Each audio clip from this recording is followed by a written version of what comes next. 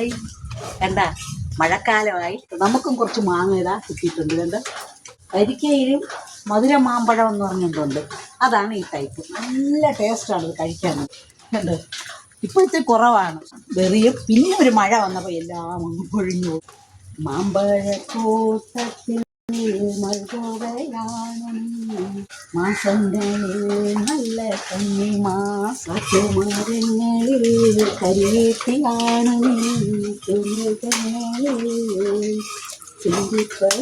നീ ഇതിവിടെ നിന്നാൽ വവ്വാലോ അണ്ണാനോ കൊണ്ടുപോകും. അതുകൊണ്ട് നമുക്ക് ഇതിനെ അടർത്തിയത് തൊട്ടില്ല കണ്ട, അതിനിടയ്ക്ക് അടർന്നു വന്ന് കണ്ട.